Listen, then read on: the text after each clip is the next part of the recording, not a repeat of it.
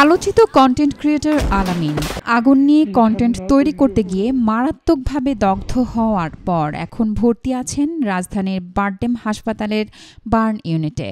3 দিন ধরে দগ্ধ শরীর নিয়ে চিকিৎসাধীন অবস্থায় সিসিইউতে কাতরাচ্ছেন। সামাজিক যোগাযোগ মাধ্যমে হাস্যরসাত্মক বাস্তব ও অবাস্তব মিশ্রণে কন্টেন্ট তৈরি করে জনপ্রিয়তা পাওয়া আলামিনের বাড়ি ময়মনসিংহের গৌরীপুরে। শুক্রবার কৃত্রিম চৌবাচ্চায় মাচা তৈরি করে পেট্রোল ঢেলে আগুন জ্বালিয়ে তার মধ্যে গোসল করার অভিনব কন্টেন্ট ধারণ করছিলেন আলামিন।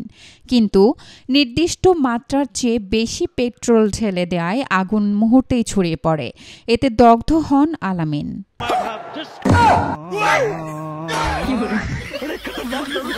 প্রত্যক্ষদর্শীদের ধারণ করা ভিডিও ফুটেজে দেখা যায় আগুন বেড়ে যাওয়ার সঙ্গে সঙ্গে আলামিন নিজেকে বাঁচাতে পানিতে ঝাঁপ দেন, কিন্তু তাতেও রক্ষা পাননি।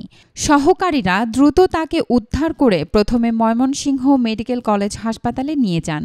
সেখান থেকে উন্নত চিকিৎসার জন্য তাকে বারডেম হাসপাতালে বার্ন ইউনিটে রেফার করা হয়।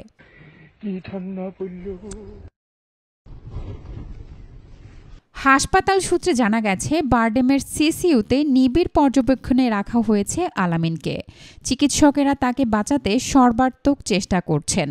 আলামিনের শরীরের প্রায় ৩৫ থেকে ৪০% পুড়ে গেছে।